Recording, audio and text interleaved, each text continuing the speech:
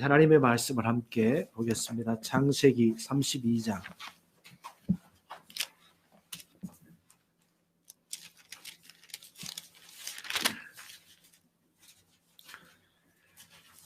많이 읽어야 되지만은 우리 26절부터 28절까지만 보도록 하겠습니다. 26절부터 28절.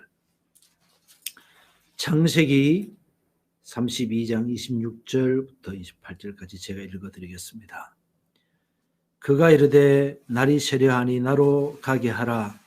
야곱이 이르되 당신이 내게 축복하지 아니하면 가게 하지 아니하겠나이다.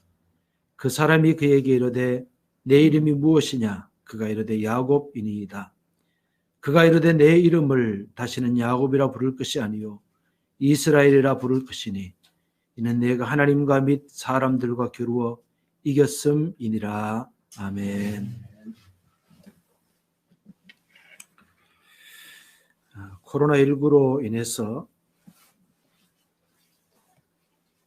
참 많은 사람들이 고생을 하고 있고, 또 오늘 또 600명 이상의 확진자가 나왔다는 얘기를 이제 인터넷에서 볼 수가 있었습니다. 얼마 전에 상주에 있는 열방센터에서 2,300 몇 명인가가 모여서 집회를 했다는데, 그중에 870 몇 명인가가 지금 검사를 받았고, 그중에 그 200명이 육박하는 사람들이 이제 확진이 됐다는 얘기가 있습니다. 그래서 열방센터, 우리가 이제 옛날부터 이렇게 보면 인터콥이라고 하는 선교단체가 있는데, 인터콥에 소속된 곳으로 알고 있습니다. 인터콥, 옛날부터 굉장히 공격적인 선교로 많은 사람들의 마음속에 각인이 되어 있는 곳입니다. 그런데 참고적으로 얘기를 하면 인터콥은 선결교회나 또 그 장로교 몇몇 교단에서 이단으로 완전히 정죄한 건 아니지만, 근데 이제 좀 이렇게 뭐라 그러죠? 이게 의심의 눈을 가지고 바라본다 그럴까요? 좀 관심을 기울여서 보는 그런 단체로 알고 있습니다. 2006년에 아프가니스탄 평화축제 사건이 있었고, 또 그로 인해서 아프가니스탄의 피랍 사건이 전에 있었습니다. 선교단체 피랍 사건이 있었는데, 그때 이제 연루된 그때 그것을 주관했던 데가 바로 이 인터콥이라고 하는 곳입니다. 또 2014년에는 인도의 마보디 사원에서 인터콥에 소속된 사람들이 가가지고 그 사원에 들어가서 땅 밟게 하고서 찬송을 불러가지고 이제 불교 사원에서 그래서 또 무리를 일으킨 그런 곳입니다. 땅 밟기 사건 이런 것들이 연루되어 있는데, 이제 그리스도인들이 좀 이렇게, 제가 볼 때는 그렇습니다. 이 사람들을 갖다가 어떻게 봐야 될지 잘 모르지만, 제가 봤을 때는 이런 공격적인 선교 같은 경우는 사실 한 지역에서 선교하고 있는 선교사들이 굉장히 부담을 많이 주고 있고요. 오히려 선교의 퇴보를 가져올 수 있는 위험성이 있는, 저도 선교지에서 선교 활동을 좀 해본 결과가, 이렇게 와서 그냥 밀물처럼 한번 들어와서 나가버리면 후유증이 굉장히 많이 남는 경우가 많더라고요. 그래서 조금 우리 교회가 이런 모습으로 선교를 해서는 안 되겠죠. 우리들도 좀 차분하게, 우리 교회도 앞으로 선교에 좀 관심을 기울여야 되겠지만 이런 모습은 아니다라는 생각이 듭니다. 혹시 주변에 열방센터 다녀온 사람이 있으면 빨리 가서 검체받도록, 코로나 검사받도록. 네. 코로나를 열방이 퍼뜨리면 안 되고 복음을 퍼뜨려야 되는데, 어쨌든 이 열방센터 때문에 지금 교회들이 엄청나게 지금 예배 드리는데도 굉장히 좀 욕을 먹고 있고, 또 사람들을 만나보면 다 교회 욕을 하고 있어요. 참 선교하기, 복음 전하기도 참 어려운 시절이 되어버렸습니다. 참 그렇습니다. 오늘은 32장 말씀부터 제 목표는 34장까지 그것도 빨리 끝내는 것이 저의 오늘 말씀드릴 목표입니다. 길지만 간단하게 말씀 좀 드리려고 생각을 합니다. 야곱은 라반과 이제 라반이 야곱이 도망갔다는 얘기를 듣고 추격을 해서 야곱을 만나게 됐는데, 이제 야곱을 만나기 전날 하나님께서 라반에게 말씀하시면서 너는 선악간에 야곱과 다투지 말아라 하고 말씀을 하셔서, 이제 거기에 야곱과 라반이 돌 무더기를 쌓고 언약을 맺습니다. 계약을 맺습니다. 그것이 뭐냐 그러면, 우리가 이 돌 무더기를 지나서 서로 간에 침범해서 서로 간에 피해를 입히지 않도록 하자라고 하는 언약의 돌 무더기를 쌓고, 그 돌 무더기 이름을 갈르엣이라고 불렀습니다. 야곱은 하란 지역으로 여행은 할 수 있었겠지만 그 지역을 더 이상 침범해서는 안 된다. 라반도 마찬가지다. 이렇게 이제 서로 언약을 맺는 그런 일입니다. 그런 일이었습니다. 그리고 야곱은 이제 남하를 해야 되는, 남쪽으로 내려와야 되는데, 남쪽은 20여 년 전에 야곱이 떠나올 때 에서가 이를 갈면서 내가 아버지 곡할 때가 가까웠기 때문에 아버지를 곡하고 나면, 아버지가 죽고 나면 내가 내 동생 야곱을 죽이리라 하고 이를 갈며 울분을 토했던 그 땅이었습니다. 하나님께서 야곱에게 말씀하시기를 네가 이제 너의 고향으로 돌아갈 때가 되었다. 돌아가라고 말씀하셨지만 야곱에게는 그것이 굉장히 큰 마음의 부담이었습니다. 아마 우리 옛날에 많이 부르던 찬양 중에 내일이는 난 몰라요 라는 찬양이 있죠. 내일이는 난 몰라요. 아마 야곱이 그런 심정이었겠어요.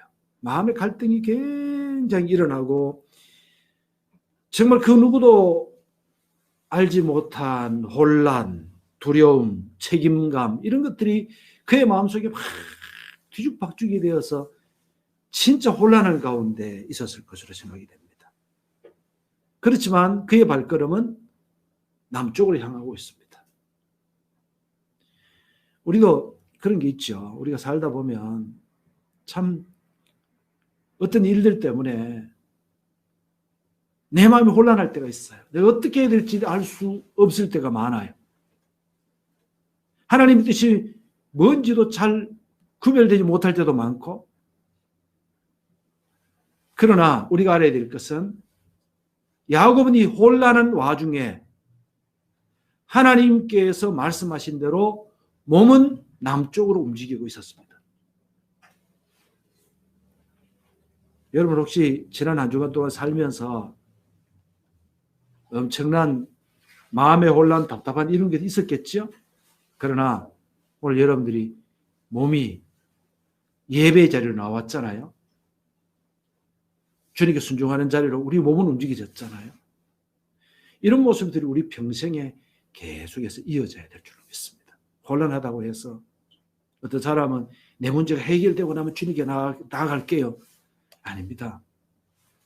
혼란하다고 하더라도, 답답하다고 하더라도, 여전히 우리가 어떤 부분에서는 죄 가운데 머물러서 그 죄의 문제를 해결하지 못해서 힘든 부분이 있다고 하더라도 우리의 몸은 주님께로 움직여지는 우리가 되어야 될 줄로 믿습니다. 야곱은 32장 초반에 보면 1절 2절에 야곱이 라반과 헤어져서 길을 가다가 하나님의 사자들을 만납니다. 하나님의 사자. 히브리어에서 사자라는 말, 천사를 얘기합니다.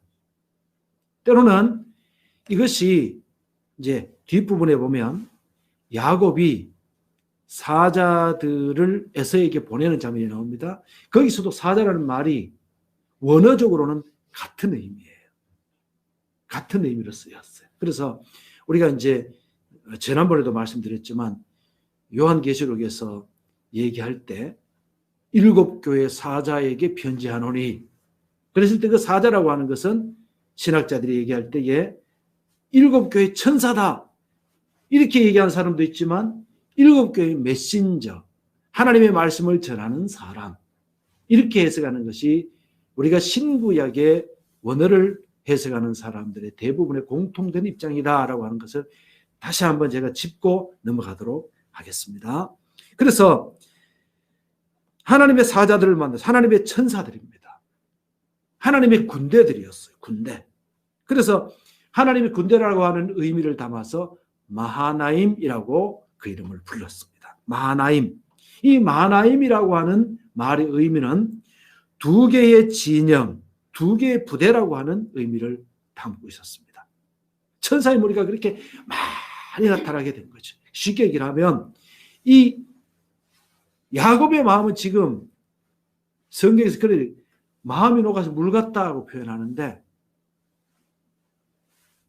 진짜 그 마음이 녹아가지고 물 같아. 지금 어떻게 해야 될지 알 수 없어. 그런데 마하나임, 하나님의 천사들이, 하나님의 천사의 군대들이 거기에 나타나게 되는 거죠. 한번 물어볼게요. 하나님의 천사들이, 하나님의 군대가 그곳에 나타나는 이유가 뭘까요? 왜요? 왜 나타났죠? 대답을 안 하죠, 지금. 근데 마음속에 막 상상을 하고 있을 거예요. 하나님이 도와주신다는 그런 의미가 아닐까, 뭐 이런 생각도 하시고 그럴 거예요. 제가 생각할 때는 여러분들이 가지고 있는 그 마음이 맞을 것 같아요.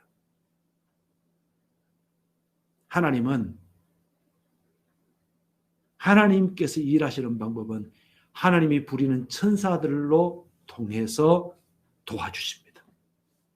하나님의 천사들을 통해서 우리를 도와주는 예가 대부분이에요. 우리는 때때로 우리에게 여러 가지 어려움들이 있지만 하나님은 그 천사들을 통해서 우리를 도와주실 줄로 믿습니다. 하나님께서 천사들을 이곳에 파견하신 이유는 하나님께서 야곱과 함께 하신다는 것을 보여주시기 위해서가 아니겠느냐, 이렇게 생각을 해봅니다. 그 외에도 여러분들이 생각하는 그것이 다 맞다고 생각합니다. 하나님이 안 도와주시려고 천사를 보냈다, 이 얘기를 안 하는 이상은 다 맞는 생각으로 그렇게 생각이 됩니다. 그리고 야곱은 3절부터 32절까지 보면 야곱은 자신과 가족들의 생명을 위해서 몇 가지 방법을 강구합니다. 우선은 사자들, 메신저들을 앞서 보내면서 에서에게 보내어서 에서와 화해하기 위한 제스처를 취합니다.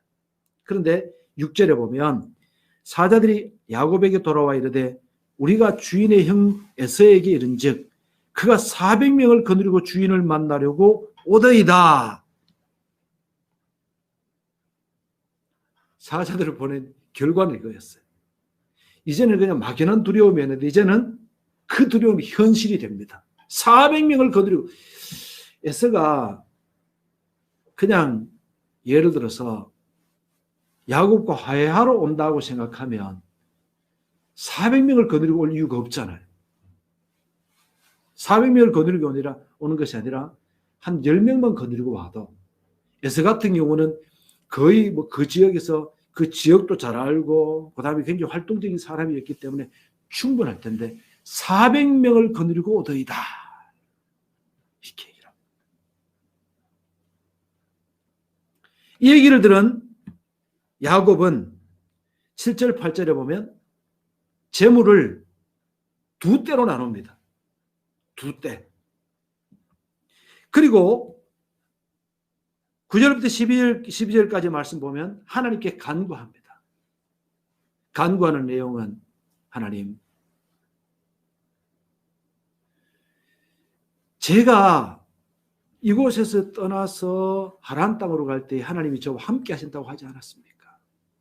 하나님의 말씀에 근거해요. 하나님께서 저에게 말씀하시기를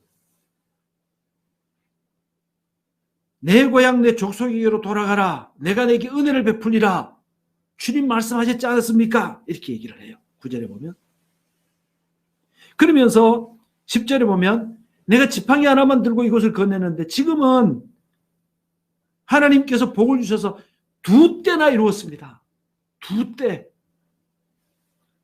참 재밌어요. 좀 웃기는 얘기를 좀 해볼까요? 뭐냐면 야곱이 지금까지는 한 때로 몰고 왔는데 두 때로 나눠가지고 두 때나 이루었나이다 이렇게 얘기를 해요. 재밌잖아요. 야곱이 만약에 네 때로 나눴으면 네 때나 이루었나이다 이렇게 얘기하겠지요. 어쨌든 참 재밌는 것 같아요. 그러면서 11절에 내가 주께 간구하오니 내 형의 손에서 에서의 손에서 나를 건져내시옵소서. 내가 그를 두려워하면 그가 와서 나와 내 처자들을 칠까 겁나기 때문이니이다. 야곱은 겁날 때 기도했죠.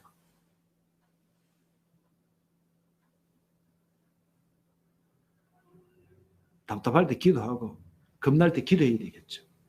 자, 기도는 머릿속에만 있는 것이 기도가 아닙니다. 그죠? 머릿속에만 있는 게 기도가 아니에요. 하나님 내 마음 다 아시죠? 그러면 하나님께서 그래 네 마음은 다 알지만 나한테 기도해라. 이렇게 말씀하시겠죠. 그러니까 답답하면 하나님 내 마음 아시죠? 옛날에 그 부흥사들이 찬양할 때 아시지요 아시지요 끄이 울면서 아시지요 주님. 알죠. 주님은 아십니다. 그런데 주님은 구체적으로 기도하기를 원하셔요. 구체적으로 기도하세요. 1분만 기도해도 되고 1시간을 기도해도 되는데 일단은 기도하고 볼 일입니다. 그죠? 기도해야 됩니다. 기도합시다.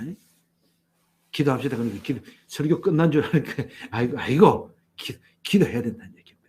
12절 주께서 말씀하시기를 내가 반드시 내게 은혜를 베풀어 내 씨로 바다에 셀 수 없는 모래와 같이 많게 하리라 하셨나이다.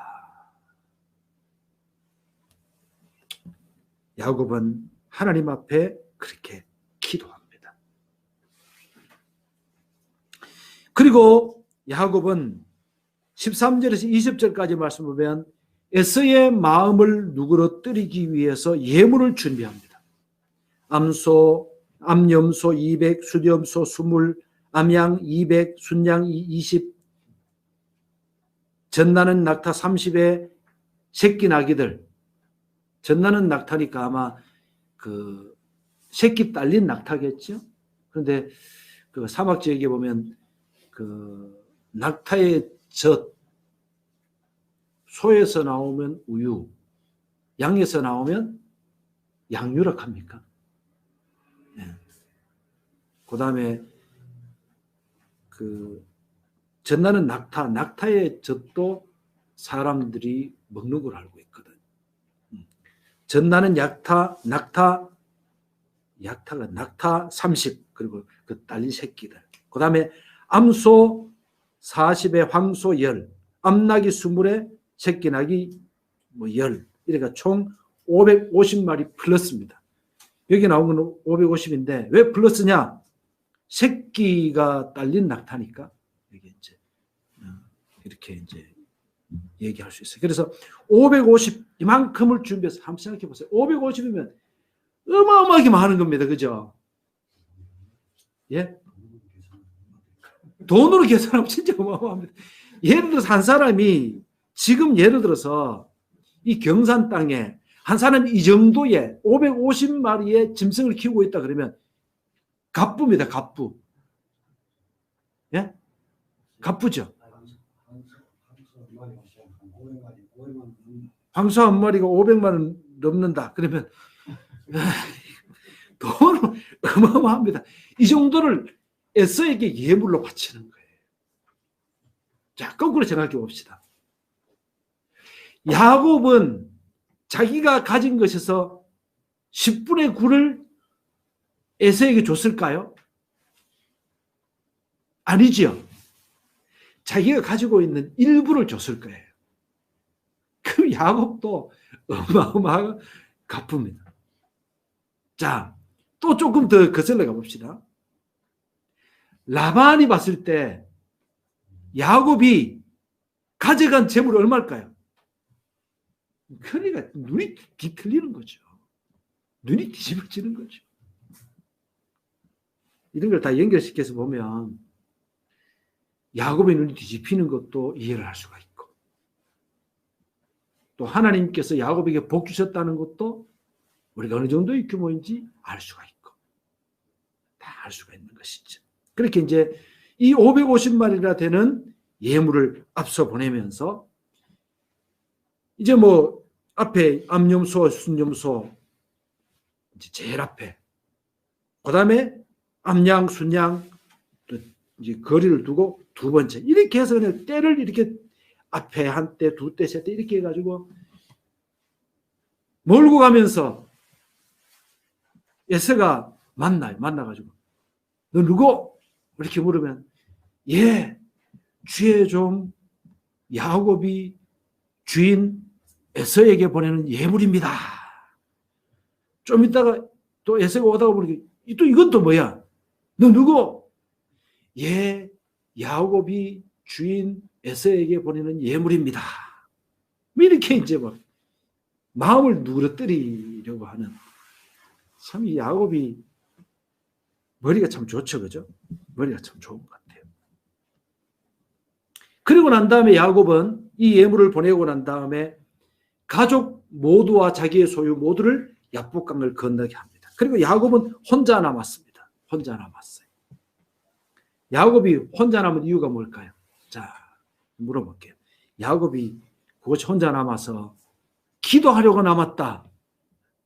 1번이고 2번은 혹시 몰라서 도망가려 혼자 살라고 남았다. 여러분들 생각은 어떤 것 같아요? 내가 생각할 때는 오늘 여러분들 다 믿음이 좋아서 기도하려고 남았다 이렇게 생각할지 몰라도 제 생각에는 2번인 것 같아요.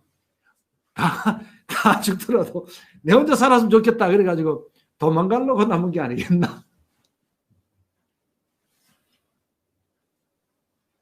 3번 있습니까?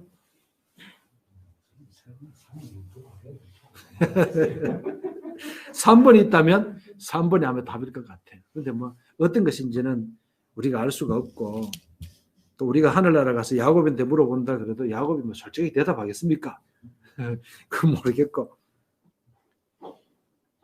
야곱 이야기는 극적입니다. 어쩌면 제 생각처럼 야곱이 자신만 남은 이유는 자신만이라도 살아남아 보려고 하는 모습이 아니었나 하는 상상이 봅니다. 여기까지나 제 개인적인 상상이기 때문에 뭐 여러분들 동의하지 않아도 됩니다. 야곱은 어쨌든 현실을 피하고 싶었습니다.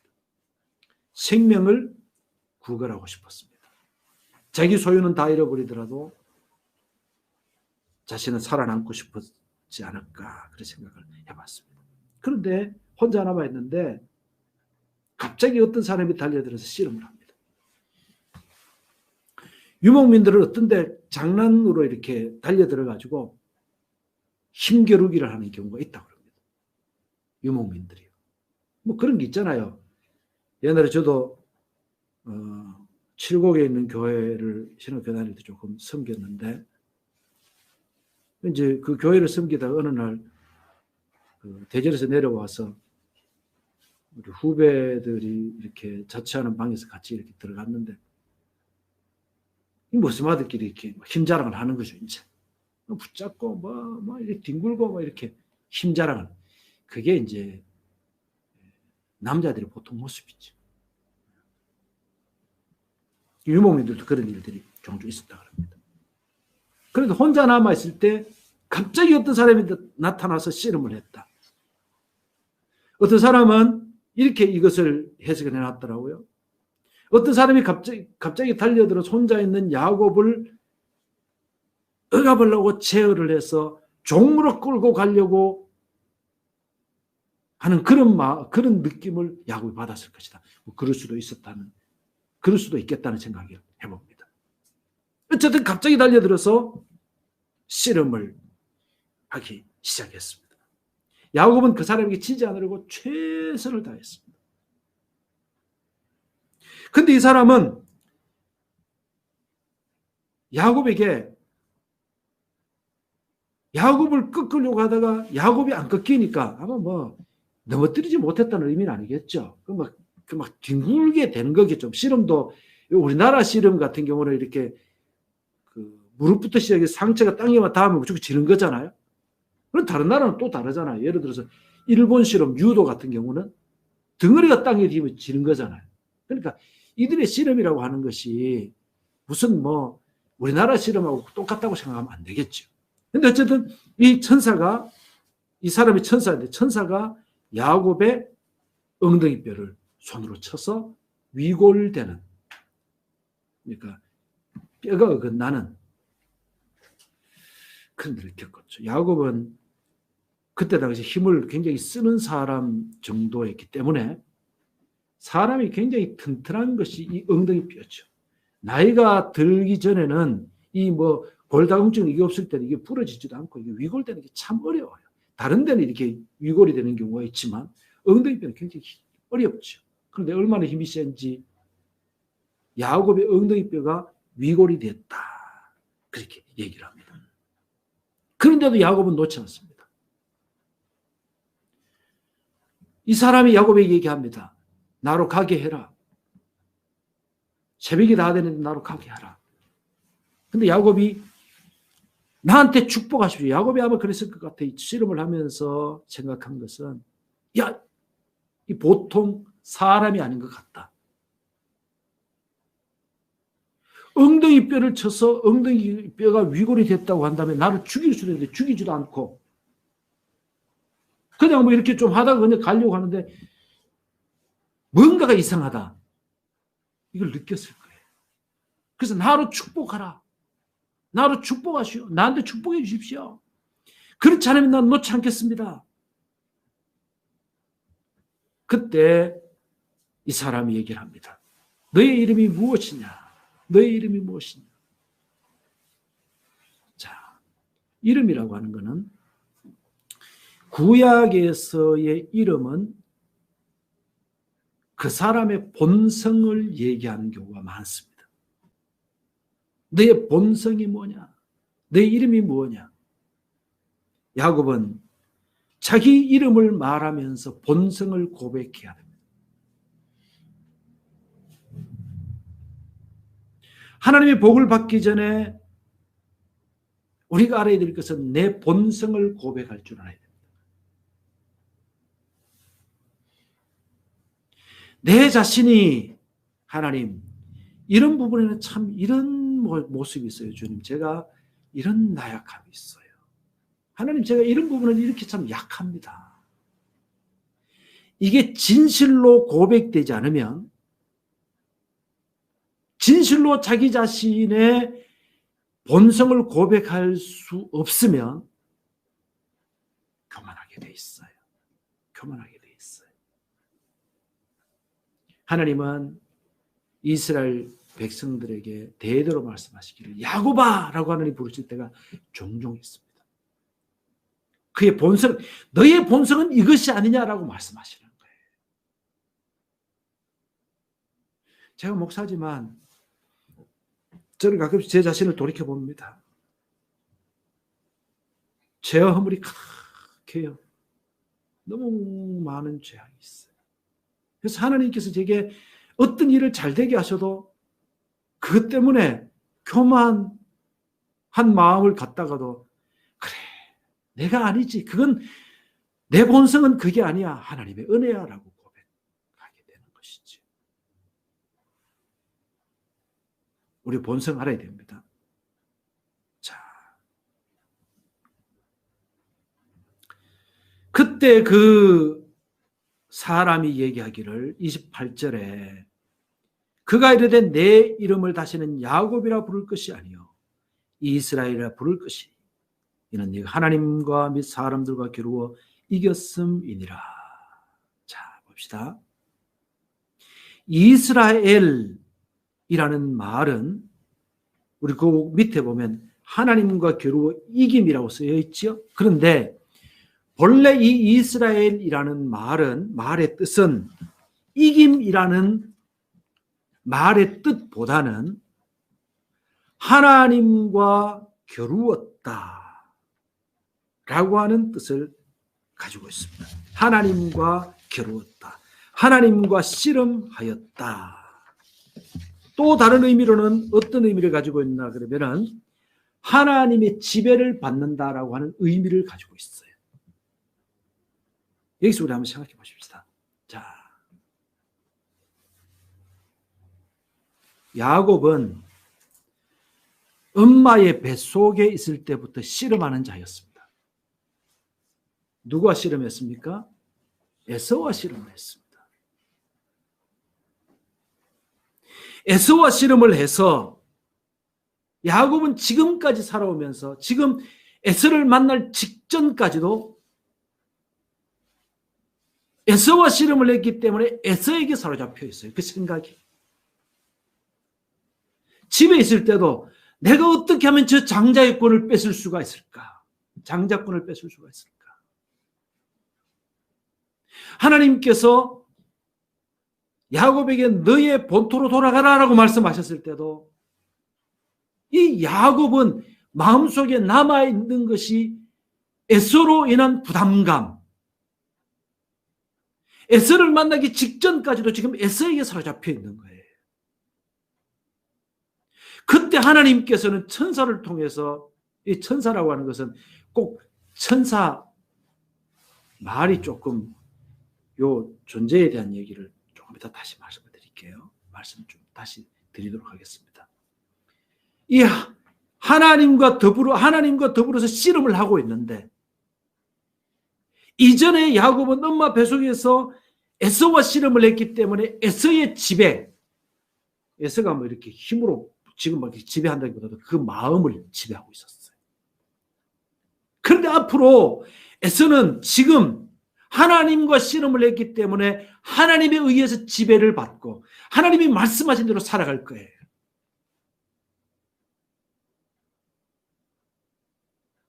자, 여기서 우리 한번 생각해 보십시다. 우리는 누구랑 씨름하고 있습니까? 내 삶에 문제들이 많습니다. 그런데 그 문제를 놓고 그 문제와 씨름하면 우리는 항상 그 문제에 의해서 지배를 받을 수밖에 없어요. 우리의 생각도, 우리의 마음도, 우리의 생활 자체도 지배를 받을 수밖에 없어요. 저는 이 말씀 준비하면서 야, 내 모습이 그렇구나. 내 모습이 그렇구나 이 생각을 했어요.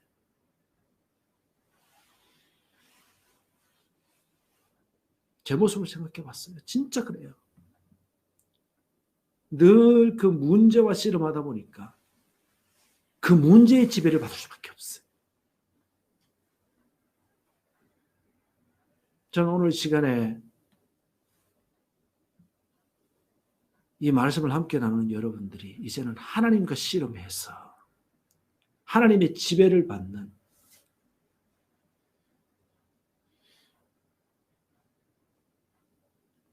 앞으로도 우리에게는 큰 문제들이 있겠죠. 그럼에도 불구하고 그 문제와 씨름하는 것이 아니라 주님과 씨름했기 때문에 주님께서 내 삶을 지배해 주시는 그런 삶이 우리의 삶에서 많이 나타나지고 또 주님께서 우리의 생활의 전체를 지배해 주시는 그런 인생이 되어지기를 예수님의 이름으로 축복합니다. 야곱은 하나님과 씨름했던 그곳 이름의 지명을 브니엘이라고 불렀습니다. 하나님의 얼굴, 하나님의 얼굴을 대면해봤지만은 죽지 않았다.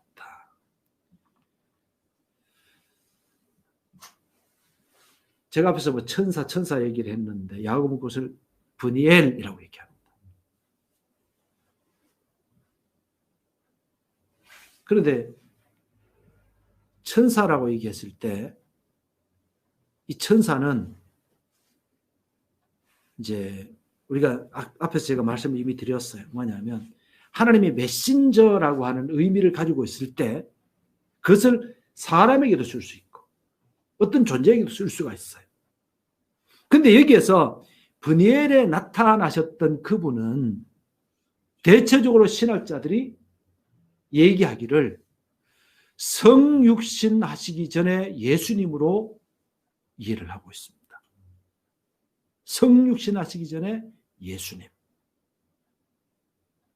그분이 사람의 모양으로 나타나셨지만 그분이 그때 당시에는 완전한 성육신이 아니에요. 그래서 야곱은 하나님의 얼굴, 그 지역을 브니엘이라고 이름을 지었다. 그리고 이제 그 뒤에 보면 이스라엘이 그 후로도 이제 짐승의 허벅지 쪽에 있는 그 힘줄은 사람들이 먹지 않았는데 그 이유는 이제 야곱이 이제 하나님이 야곱의 허벅지를 쳐서 그 힘줄 부분을 쳐서 위골됐기 때문에 그 힘줄을 먹지 않았다. 이제 이런 얘기들도 그 뒤에 얘기가 나옵니다. 33장의 말씀 보면 야곱이 이제 눈을 들어보니까 한번 보세요. 한번 생각해 보세요. 그 광야에 먼지를 일으키면서 400명의 용사들이 말을 타고 탁 오고 있는 거예요.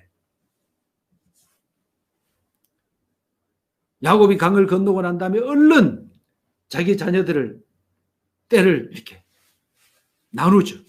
맨 앞에는 빌하와 실바가 낳았던 종에게서 태어났던 아들을 맨 앞에 세우고 그 다음에 뒤에는 그래도 좀 사랑했던 레아가 낳은 아이들을 세우고 맨 뒤에는 자기가 제일 사랑했던 라헬의 아들 요셉을 앞에 세우고 앞에 먼저 죽더라도 요셉이 나중에 죽어라 이렇게 얘기한 거 있죠. 어쨌든 그렇게 그러니까 이런 차별 이런 것들이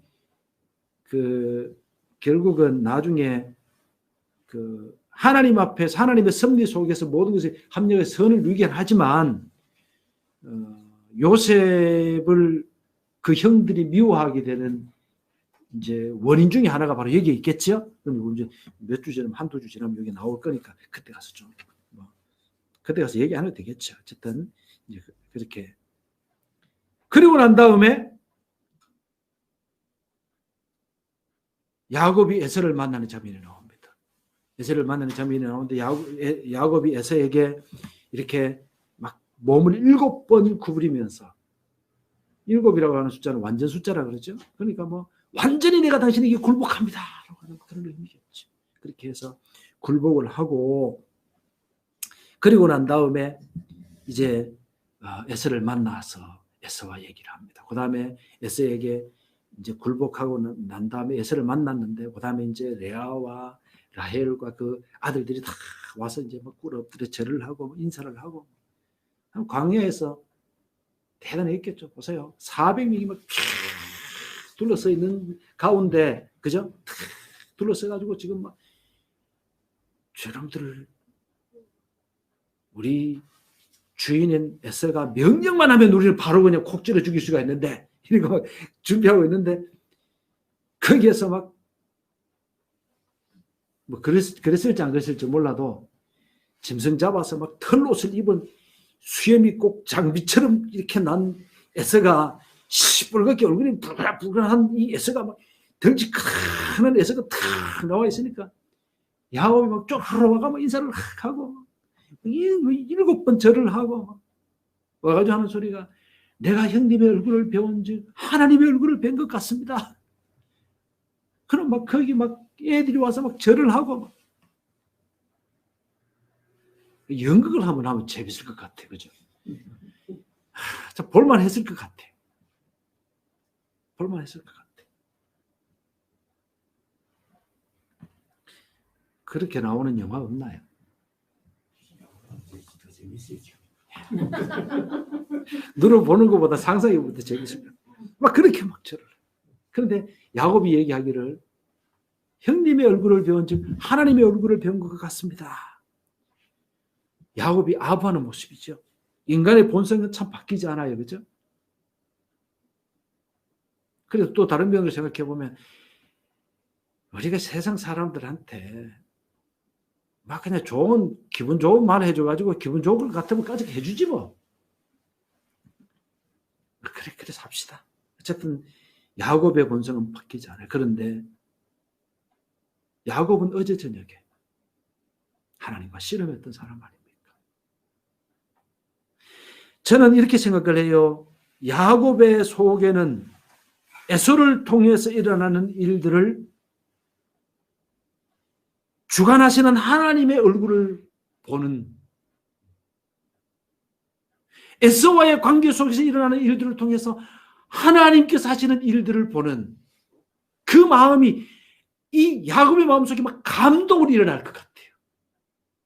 그렇게 걱정했던 이 일들이 하나님의 주관하심 속에서 막 일어나는 일들을 봤을 때 지금 야곱의 입에는 형님의 얼굴을 뵌 즉 하나님의 얼굴을 뵌 것 같습니다라고 얘기하지만 실제로 하나님의 얼굴을 야곱은 보고 있을 수도 있어요.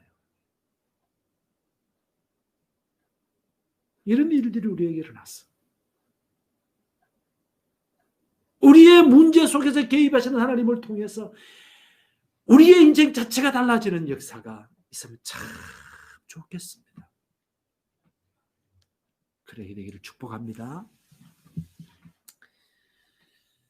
그리고 에서는 마음이 풀어져서 나한테 앞에 보낸 그게 뭐냐 하고 얘기했을 때 에서가 그렇게 물었을 때 야곱이 얘기하기를 그것은 내가 형님에게 드리는 예물입니다. 이렇게 얘기하죠. 예물이 히브리어 바르카티라는 말이에요. 근데 바르카티라는 말은 바라크라는 말에서 왔어요. 바라크라는 말은 축복하다 또는 복주시다라는 말이에요. 지금 야곱은 내가 하나님께 드리는 예물입니다. 이 말은 어떤 뜻이냐 그러면 하나님께 주신 복을 함께 나누고 싶습니다. 이 얘기예요. 여러분, 하나님께 주신 복이 있으면 나눠야 됩니다. 주머니 꽁꽁 숨기면 안 돼요. 오늘 하나님이 복 주신 거 있으면 좀 내놔보세요. 같이 좀 나눠봅시다. 하나님 주신 복을 나누는 그런 의미를 담고 있습니다. 에서는 야곱에게 얘기를 합니다. 가자! 내가 너를 보호해 줄게. 에서 생각해보면 참 남자다워요. 남자다워요. 멋있잖아요. 그런데 중요한 것은 하나님의 관점은 인간적으로 멋있는 것보다 하나님께 굴복하는 야곱에게 있어요. 째째하게 살라는 얘기 아니지만 너무 남자답고 멋있게 이상 사람들이 좋아할 만한 그런 모습으로 살지만 하나님의 눈에서 벗어나는 사람이 아니라 우리는 부족하더라도 우리의 본성을 주님 앞에 주님 나는 야곱입니다. 나는 야곱입니다. 이렇게 고백하지만 하나님께서 지배해 주시는 인생으로 살아갈 수 있기를 축복합니다. 아멘. 야곱이 내가 너를 보호해 줄게. 그렇지만 에서가 그렇게 야곱에게 얘기했지만 야곱은 대답하기를 형님 아닙니다. 아이들도 어리고 지금 내가 몰고 있는 이 양떼 소떼들 새끼 가진 것들이 많은데 하루만 심하게 몰아보면 다 낙태할 수밖에 없습니다. 저는 천천히 이 길로 천천히 형님에게 나갈 테니 형님 먼저 가십시오 하고 이렇게 헤어지죠. 그러고 난 다음에 야곱은 숲곳이라고 하는 곳으로 갑니다. 야곱이 있는 곳과 반대되는 곳으로 가서 이렇게 거리를 벌립니다. 아무래도 야곱의 마음속에 에서가 부담이 계속해서 되는 거죠. 그리고 야곱이 세겜 지역으로 가서 땅을 사서 정착을 하려고 합니다. 성경을 이렇게 읽어보면 이제 그 17절에 야곱은 숫곳에 이르러 자기를 위하여 집을 짓고 그의 가축을 위하여 우릿간을 지었으므로 그 땅 이름을 숫곳이라 부르더라. 야곱이 바탄 아람에서부터 평안히 가나안 땅 세겜 성읍이 이르러 그 성읍 앞에 장막을 치고 그 장막을 친 밭을 세겜의 아버지 하몰의 아들들의 손에서 100시크타에 샀으며 거기에 전화를 섰고 그 이름을 엘렐로헤 이스라엘이라고 불렀더라. 세겜 땅을 샀어요. 근데 생각해보면 야곱은 그 땅에 정착하려고 했는 것이 아니냐. 이게 야곱의 실수예요. 자, 가나안 땅을 샀던 사람이 또 있죠. 아브라함입니다. 아브라함은 왜 샀을까요? 장례를 치르기 위해 샀어요. 그런데 야곱은 그 땅에 정착하기 위해서 그 땅을 산 거예요.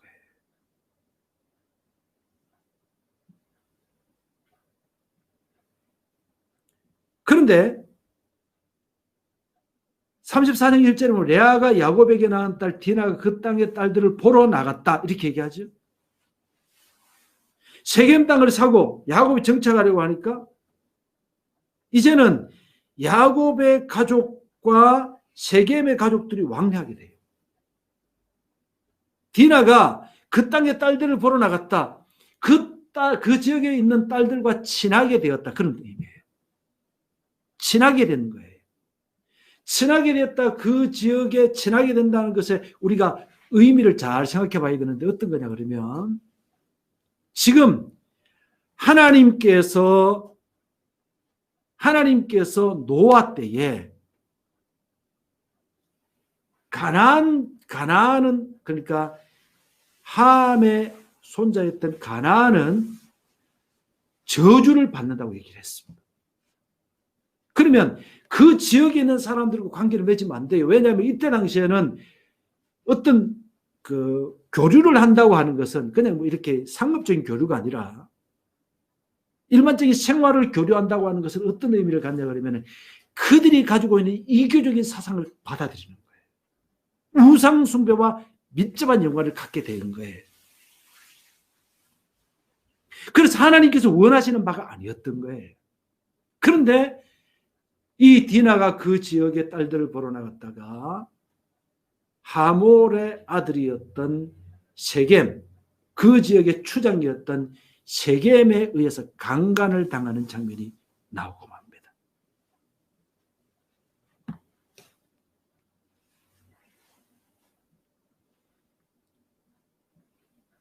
이 강간은 그때 당시에 결혼 승낙을 얻기 위한 하나의 술책의 하나로 쓰여지기도 했어요. 강간을 해서 무조건 결혼을 했어야 맞아요. 그 후대에도 보면 예를 들어서 강간을 하고 나면 그때 당시에 법이 그랬어요. 강간을 하고 나면 무조건 결혼을 해야 돼요. 강간해서 결혼한 사람은 절대로 이혼을 할 수가 없어요. 그때는 고대에는 그렇게 됐던 거예요. 그리고 만약에 남자가 유부녀를 강간했을 경우는 반드시 죽여야 돼요. 이거 율법에 그렇게 나와 있는 내용들이지. 그게 수메르법 뭐 이런 데서 나와 있는 것입니다.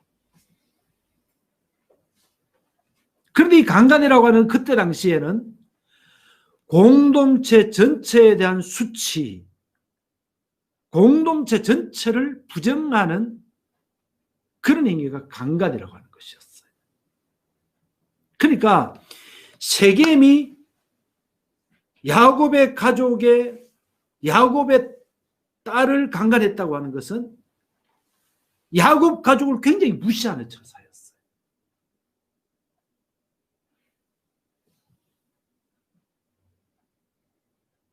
그래서 그 일이 있고 난 다음에 세겜의 아버지였던 하몰이 전갈에 왔습니다. 어떤 증거를 왔냐 그러면 내가 당신들을 무시해서 그런 것이 아니라 어쩌다 뭐 이런 일이 있었는데 우리와 통혼하고 그렇게 사돈관계를 맺고 이렇게 지냅시다. 근데 야곱이 꼭 창고에 아들들이 들에서 양을 치고 돌아왔을 때 이것을 의논을 했습니다.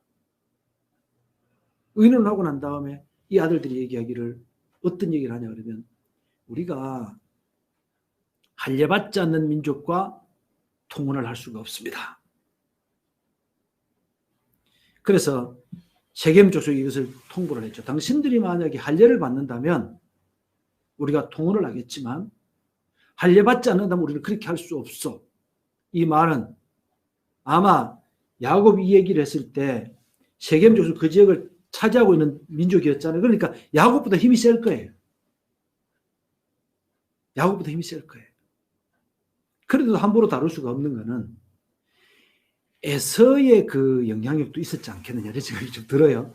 예. 에서의 영향력도 있기 때문에 야곱을 함부로 다룰 수가 없었지 않았겠느냐 이런 생각이 드는데 이 얘기를 듣고 세겜 족속이 전부 다 성문에 앉아서 있으면서 지나가는 남자들이 다 할례를 베풀었어요. 이때 당시에는 뭐 마취약이 있겠어요, 뭐 진통제가 있었겠어요. 아무것도 없었잖아요. 근데 이 아무것도 없이 한번 할례를 받아봐야 되는데. 그런데 이 할례를 받고 난 다음에 사람들이 전부 다 막 이 집에서도 아야, 저 집에서도 아야 이러고 있는데 레위와 시몬 두 사람이 칼을 들고 진영에 들어간 거예요. 진영에 들어가니까 아야, 아파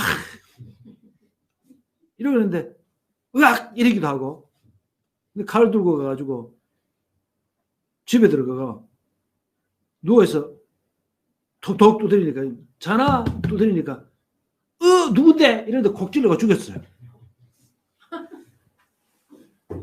칼을 가지고 휘두를 필요도 없죠. 곡질러가 죽였어요. 그러니까 죽으면서 으악 했어요. 옆집에서 들어보니까 아유 저 집에 계속 아픈 모양이다.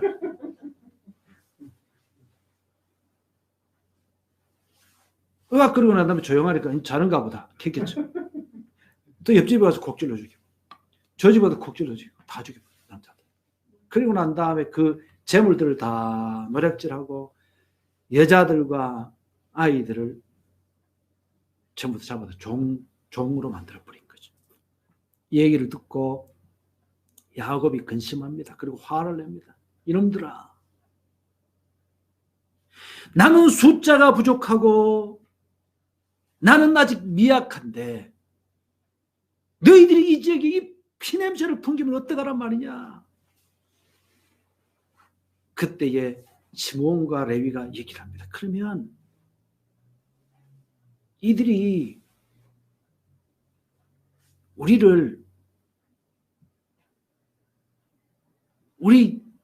누이 디나를 장녀처럼 대하는 게 가한 일입니까?